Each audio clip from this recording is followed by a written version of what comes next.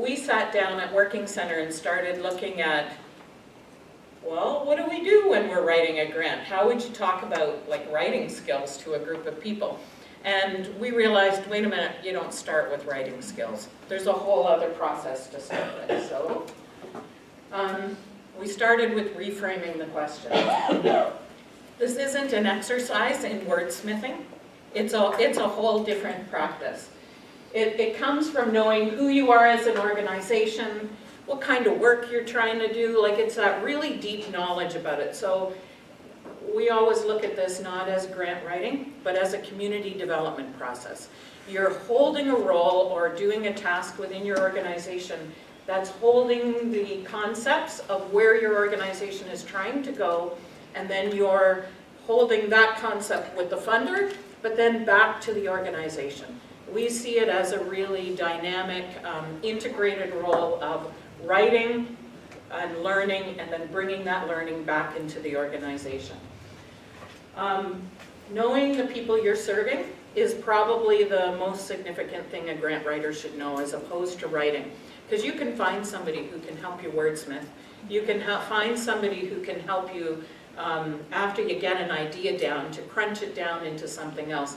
But it's at the idea stage that this really seems to make the most impact. The other role, I think, is knowing what's out there. So if you've got an idea as an organization, it's an important role to be asking, are there other people doing similar things? How do I know there's a gap? What's the gap, and how do we uniquely fill that gap in the community? And then active listening. So you're not just, it's not in your head where you do your research and sit down and write. You're absorbing all those different factors and elements, and you're integrating them into the act you're doing, which is the writing of a proposal. This one is like, be disciplined about it. Don't just say, oh, this is an idea, and then write it because it seems to fit. This is about honing the idea. Really doing your work to say, is this the right idea for the right funder? And even push the funder back and start with the people you're serving. Is this the right idea for the people you're serving? And know how that's the right idea for the people you're serving. Because if you know that, you're going to be really convincing when you start to write. And that's the kind of information that you as an organization hold that the funders don't have. Right? They don't have a clear sense of the community. They have this high sense of the community, and they know their donors, and they know what they're trying to bring forward.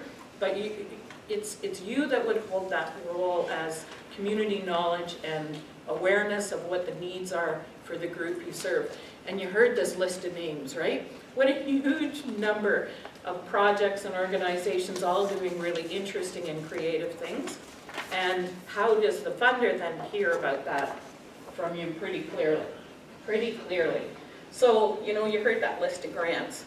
I would never start with their list of grants. I'd start with the organization and think about what's our most urgent need right now, and then really understand that need, and then look at the menu.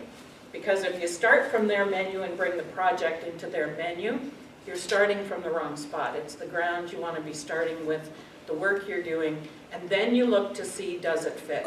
Because Community Foundation, are they here, is one funder, right? There are multiple funders. Your job is to hold those ideas and then find the right funder who's going to make sense.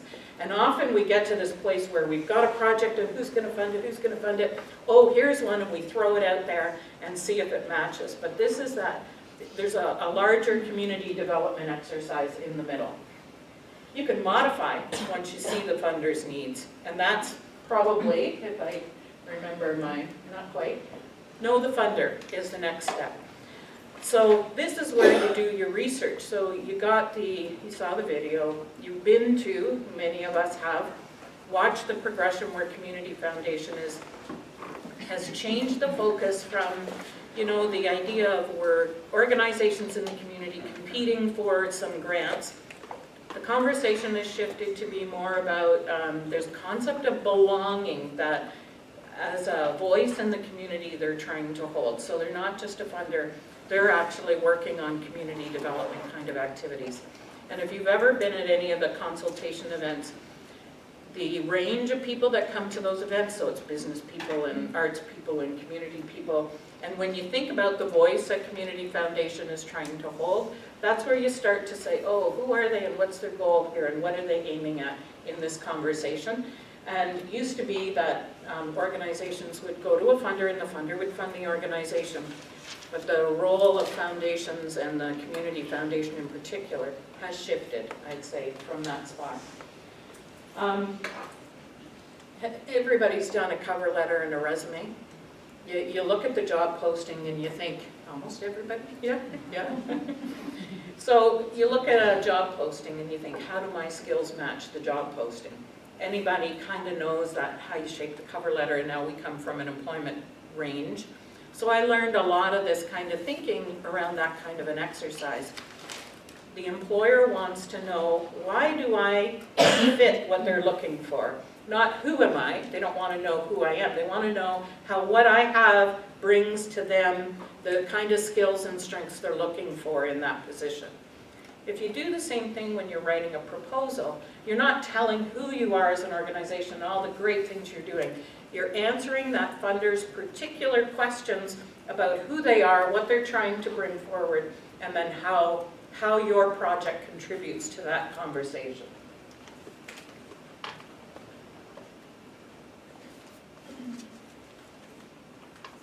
This is just a discipline I do when I'm writing. Before I start a grant, I sit down and I reread everything I know about Community Foundation.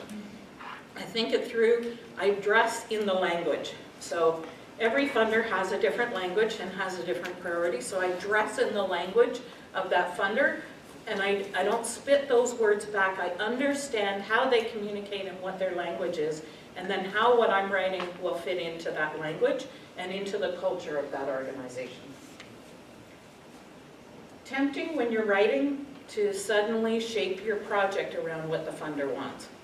Hold true to what you know. So remember, you were doing that active listening on the ground. You got to hold that context when you turn it into the funder's perspective.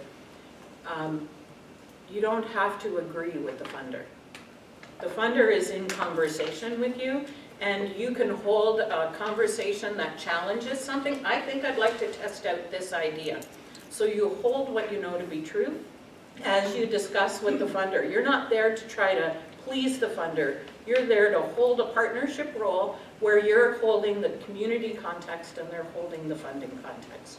And those kind of mature dialogue, if that shows up in your proposal, if it's part of your connection and conversations with foundation staff people, you start to establish yourself in the expertise you're already in.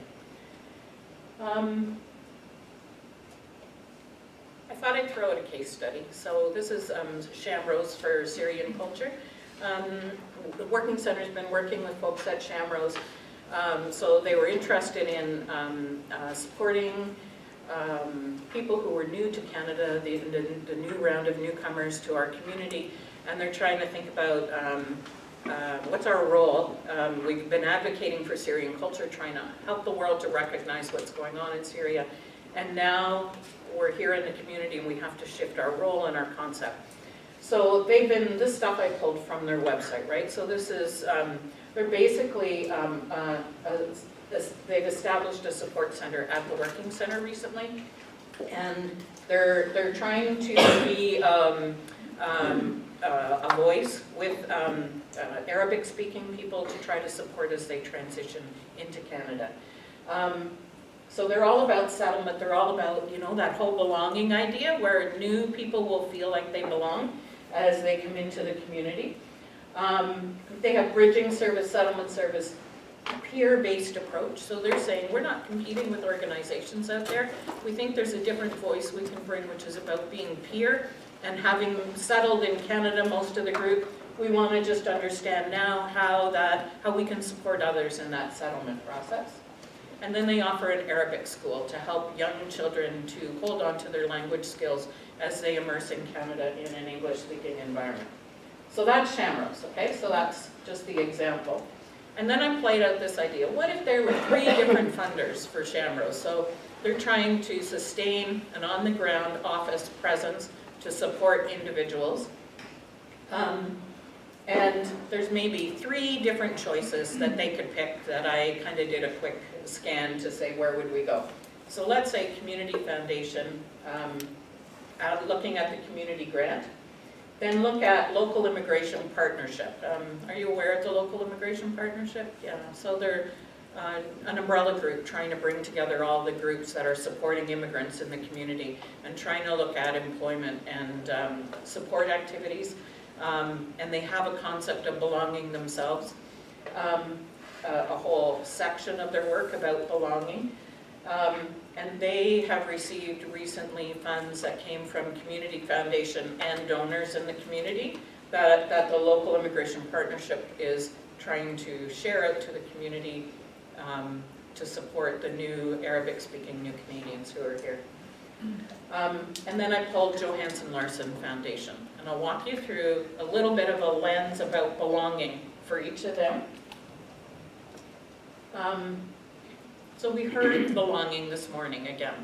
It took me a while to understand what Community Foundation is saying about belonging.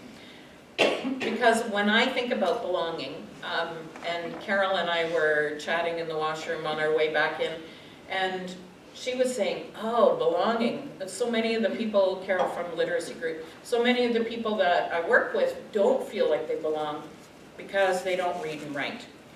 And I think historically, that's the way we've thought of belonging. It's about the people we serve and bringing them into belonging in community. That, to me, is inclusion, not belonging. And as I've been listening to Community Foundation talking about belonging, I'm hearing it's about us belonging as much as the person we're supporting.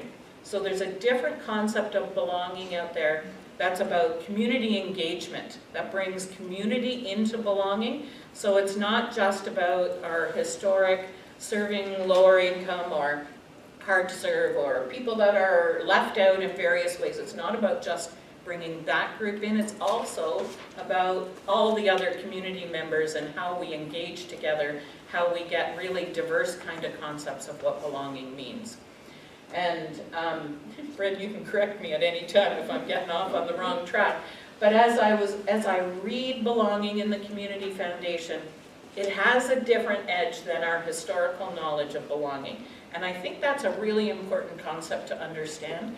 So when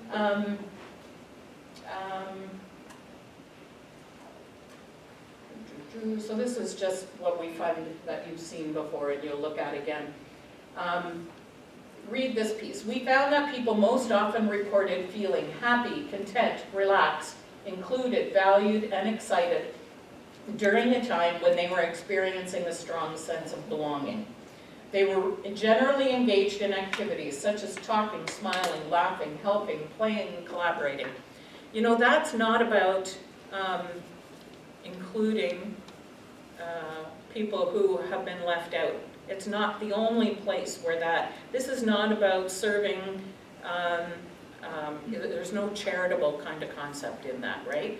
It's not on the historic levels of how charitable activity happens. It's more about strengthening and building community together. And it can happen anywhere when you read Community Foundation. So it invites us to think, and this is what I think I've heard, let's think creatively about what belonging means in our community. So when I looked at Shamrose, okay, so I thought, oh, okay. Shamrose is making the new Canadians feel like they belong. That's the obvious one. But there's a second layer of belonging that Shamrose would be doing, and that would be about providing opportunities for current Canadians, people who are already Canadians, to share their Arabic interpretation, their accompaniment, their exchange with newcomers. So you get the newest group, you get the Arabic-speaking group, which has always been a challenge in our community to feel integrated, and then you get the wider community. So you already see there's churches, there's community groups already getting involved. So Shamrose then can play a role of bringing the new Canadians into belonging, bringing the existing Arabic-speaking Canadians into belonging, and then integrating with the community around doing that. So there's kind of layers of where that belonging can happen if Shamrose is doing a proposal that relates to the work that they're trying to do. So they're not talking about who we are as a group. They're talking about how those pieces of belonging contribute into the community foundation's concept of belonging. Okay? Is that a clear one? Is there any? So the local immigration partnership. When you read local immigration partnership stuff, they're all about bringing new Canadians into community. That's their point. They're thinking about work skills, they're thinking about children in the schools, they're thinking, their point is, how do new Canadians feel like they belong? So you see it's only one slice of what Shamrose is doing, because Shamrose would then focus on the peer-based supports and maybe the Arabic school, maybe the Speak English cafe that they're going to run on Saturday mornings. Those kind of activities would fit into the local immigration partnership concept in a whole different way than the wider community, serving the wider community. So they've narrowed down specifically on the target group that the immigration partnership is interested in. That just says that same thing. Johansson Larsen, they're a quirky little family foundation. They like low-income people and animals. So I think there's two family members, and one really loved animals, and one really liked kind of poverty and low-income issues. And they run a foundation together, and it's their focus is marginalized children and youth to empower them to overcome the barriers they may face in their lives, and to learn about social injustices facing the most vulnerable human and animal members of our society, in order to foster engagement and action in addressing issues related to poverty, marginalization, and/or inhumane treatment. So they're more on how the treatment is happening and how people are integrating and belonging. That's again another whole idea of belonging. If you're kind of following the words sound similar, but the organization behind it has different goals and different objectives. These people are really interested in, so the one family member I think loves poverty issues. The other one really likes animals. So if you think about that, you think about the person that likes animals plus the person, so you want to target fair treatment, integrity, respect, those kind of tones and language when you go to something like Johansson Larsen. So it's a whole different kind of exercise in connecting, thinking about how the project fits.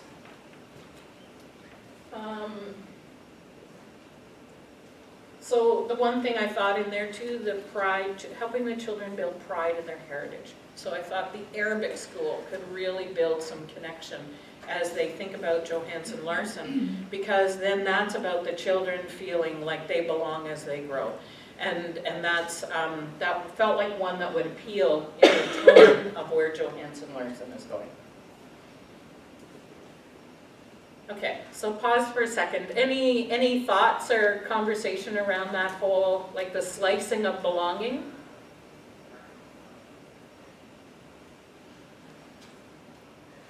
Does it resonate? Does it make sense? Did you hear the differences? Mm-hmm. Okay, because that research of knowing where the funder is defining things changes not just how you would write, it also should change what you would write. So you don't say, I have a project and I'm going to put it out there to 4 different funders. You say, I have a project and maybe this piece can go to this funder, but this piece goes to that funder. And then you develop the concept that suits, you can chunk an idea out 5 different ways and still meet your goals, but you hone the piece of your idea that matches what that funder needs. And if you've done that kind of development of thought before you get to the proposal, then you can actually talk in the language of the funder and then build the clarity as you're stepping into the grant writing. The work plan is a good tool. So when we do a work plan, we play it out. It's not just a writing exercise. We take a work plan and say, oh, what are we going to do if we got this funding, right? Because there's one thing to go from idea level to actually delivery of the project. So what we try to do is build this actual delivery plan that will live if the project gets funded. So it's got to be real, and it's got to be done in conversation together so that others in the organization could stand behind the work plan. So this isn't, you know, your last thing you do before you get the grant in, which is often what we tend to do, I think. Like, oh, I've got the whole thing written, oh, darn the work plan, right? And then we throw together the work plan and we aim out the dates and think about it that way. But we're learning that the work plan has to come earlier. So we hold the idea, we start to play out the work plan to see how will it develop, how will this live as a project. Share it in your organization, because if you see yourself as a community developer, not as a writer, then what you're doing changes the organization and makes it more ready for whatever this project is. So it's not just the writing of the grant, it's actually the delivery. I don't know if anyone lives in that world where you write something and then you go, oh no, it got funded, what are we going to do now, right? It's an easy thing to have happen because of the pace we tend to work at. But if you've already done the work plan as a development tool, you're more stronger as an organization when it comes time to deliver. The budget is the same thing. It's not what do we as an organization need in this budget, it's what does this project need, and how, of course, how will it contribute to the overall organization. But you want to work the budget out in that same, like, don't resist standard organizational practice and think, how does this budget live? And then try to get that budget supported within your organization. If you've sliced and diced a concept, there's some risk in that, right? Part of it gets funded, the other part doesn't. So you've got to think carefully about how you're slicing it up, but try to make your slice something that could live on its own. And that your budget pieces, like you got to divide the idea out in ways that can live on their own if one chunk got funded. And that budget exercise is a critical piece of that. You should do those like a couple of weeks before the grant is due, right? I don't know if we're on the last minute of the last day, at least trying to get in, you know, at 5 to 12, you know, so in case something happens. But we're always the very last minute trying to get this done. And we've been trying to move certain pieces of that backwards so that we're doing more of the community conversation about it, our like internal conversation. And this last point is just saying, be a community developer, don't be a grant writer. Because if you take your role seriously and work within your organization, a lot of it is small conversations. You know, today I'm over here and we're talking about, no, I was thinking about this and I'm wondering, and then tomorrow I'm over here, oh, yeah, that, and I'm cross-pollinating the conversation as I'm thinking of the grant. Because different people will share different chunks of that, and it'll turn into a project, but you'll have also got all those people in your organization who know the grant and who understand the context of what you've been trying to do. And your writing pulls in all those different voices, which can be really important. I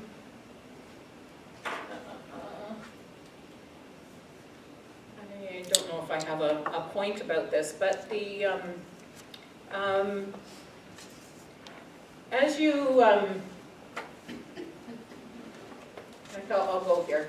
So frugality in a budget makes a difference. So I can say one reason why Working Center gets grants sometimes is we're practical, we're frugal, we use our money really well, and that gains a place. So you can hear Community Foundation saying, tell us what the grant costs, but funders respect your respect for their money. So there's a frugal nature in the budget that I think is an important element. If they know you're using their money well, they're more likely to fund you than if they think you're just adding positions or worrying about the long-term future of your organization. It's the project focused in a frugal way. We've had grants that don't really work the way we wanted them to. In your experience, does it help to put down what your organization is investing in the project? So for example, we may dedicate a social worker's time for 5 hours per week to work on this project, which would equal this amount of money. So we would be investing our own resources into it? Yeah, I think that like all funders like that, right? They like to see what other pieces are going in.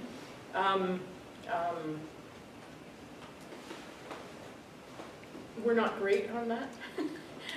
We could do better on that point. It's not just in the budget though, it's got to be in the writing, that integration. So it's showing deep integration right in the writing that I think is how does this change your organization? How does it impact? I'll just step into this concept for a minute. If you look at it, I look at the grant proposal and I print it out and look at it, the whole thing first before I start. And then I start to strategize which chunk goes in which answer. So not what are they asking, but in a question that might be about partnership, you might get a whole piece in there about how your organization is so committed to this project and here's the ways you're complementing in there, plus you have these other partners. There might be something about how does this integrate with other activities you're doing. Well, no, you'd answer that over there if they ask a direct question like that. But if that question isn't asked and you're putting it in as a significant organizational commitment, you want to weave it into one of those answers. So I strategize what part of my point is going in which section. And at first you do this pretty intentionally, right? You put it out, you put little tips in yourself in the spots. But, you know, I've been at this for 33 years or something. So by the time now, it's an 8. So I can scan the proposal and I can put things in, but that's just practice, right? So while you do it to start though, you have to think in those, here's the question, and you have to read the question. Really read the question because there's a reason they put that question in. And sometimes this question sounds a lot like that question, and that's going to teach you a subtle undertone about what are they getting at here. There's something more that they wouldn't get in this answer, so what are they looking for in that answer? The region is notorious for those kind of like 5 layers of a same question, and you have to go back and read them sometimes 3 times to hear the difference, but it takes real practice to understand what the question is asking.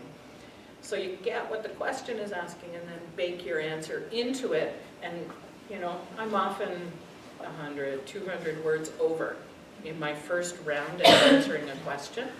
And that's where the slicing comes in then. So you reread the question. You look at, ooh, I could take that chunk and put it in this answer over here because I didn't have as much to say there. And you justify, like you can say the same things but fit them in different spots. And it's a bit of a strategy about how you fill in the various chunks you have. So that's a long answer to that, but if it's in the budget, it's got to be in the proposal as well. You've got to demonstrate it and not think the budget stands alone, because then it's not resonating with the integration of the project on the ground. Any other questions in that mix and all? Mm-hmm.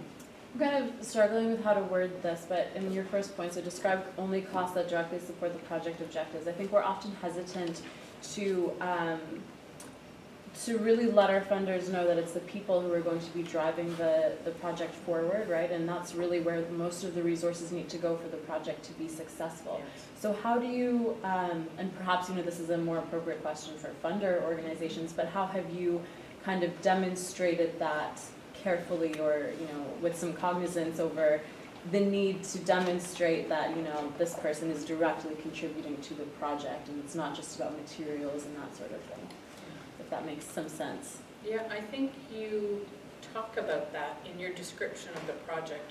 So often we describe the project as the outcome, but I think the funders are interested in what you're doing, not where you're going. or not what it's going to look like on a high level. So it's about, I would say, getting that in there, into that section. Now, there's often always that question about recent challenges you've had as an organization. I put that in there. I talk about, as an organization, we've recognized that this and this and this is important and these people are critical. But often in proposals, we haven't blah, blah, blah, and we've made this decision to do this, right? You can create a conversation in that, what's your recent challenge? I rewrite that every time. I don't know. I play in between standard, so I have a standard attachments folder where all the same kind of things are held, and I've got, oh, that was a good description, I pull it out and I save it in that directory, and next time I look at it and go, oh, I think I've got to rewrite that one, it's not going to fit in this one. So often I'll use the standard attachment pieces to open my mind again to what I said so nicely before, and then I'll come back to the new proposal though, and I'll start to look at it and think, oh, I can't just cut and paste, I've got to rewrite.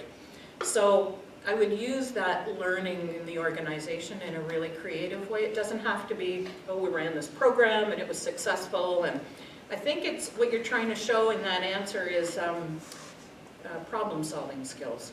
So how have you how did you deliver a project and meet the challenges of that project? And if there's learnings in there, because you often, how do you fill those words in there? Sometimes you could describe any project at all, or as an organization, we've recommitted to our mission statement, which is blah, blah, blah. And that's wasted in my mind. You want to use that example to complement the project. So you don't stay on that really high level, and that's where I'm talking about. You find the way. If you're telling a story in this proposal, right? So you're given this many words, this many spots to fill in. And your goal then is to say, how am I going to get this across in the language they want, with the knowledge I know, and not lose sight of my project, which is easy to kind of give over the project to, oh, they're looking for outcomes, I'll make up these outcomes. But those outcomes should match where you started from in the beginning. So your outcomes might tie into embedding the importance of that staff role, that person that you were arguing for. So if you've got a theme that's saying people, then follow it in your outcomes. Try to show that you're looking at the number of contacts that person is making, right? Because you've already said over here that personal connections is going to make the difference in this project. And then in here, you're talking about the number of personal connections they're going to make. Right? So that's that weaving of the story through all the various answers.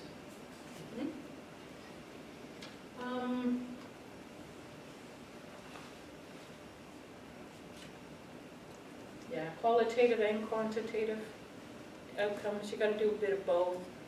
But make sure you got the heart of what you're trying to do in those outcomes. Because if you lose the heart of what you were doing in the first place, it's just a numbers game. And none of us want to play that game when you're delivering the project.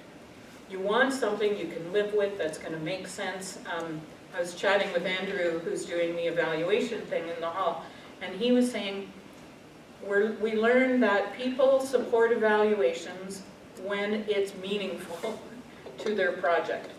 So if you end up with an evaluation that's a lens way high above your project, it doesn't contribute back.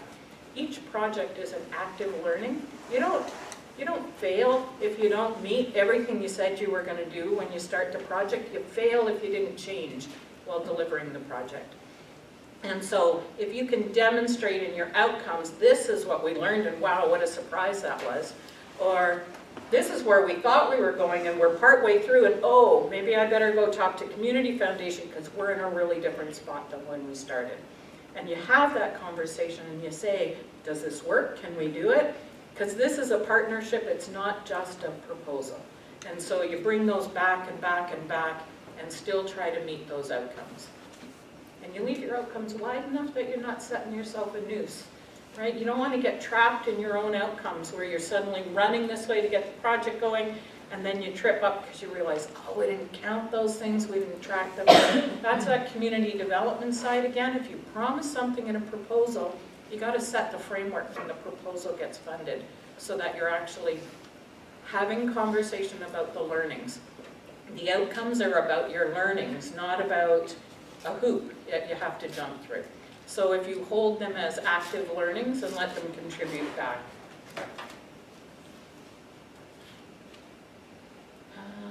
Wordsmithing is part of it, right? So first we said it's not wordsmithing, and now you come back to wordsmithing.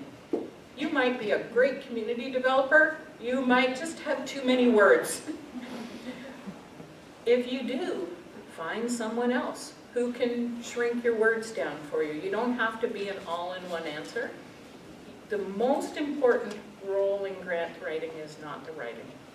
It is about the holding of an idea, the understanding of the context, the meeting of your organizational needs and the needs of the funder.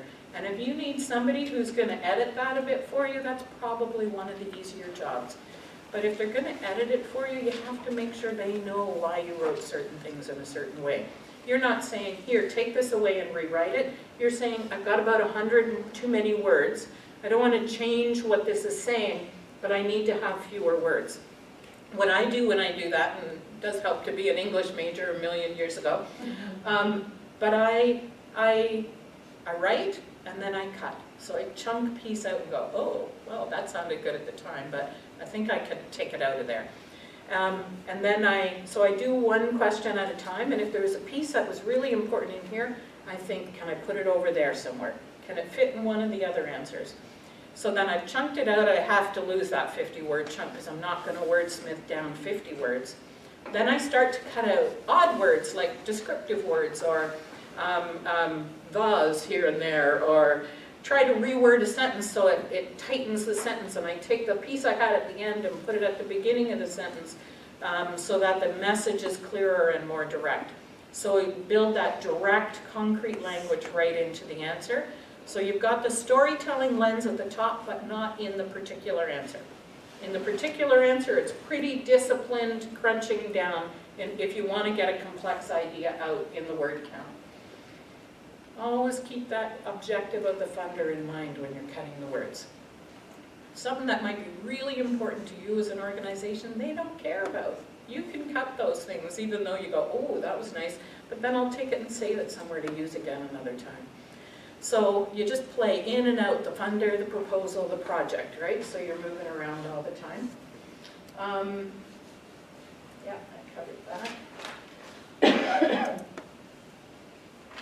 When you're reading the proposal, this is just, I chatted with a couple of people after I kind of designed all this one and said, what am I missing?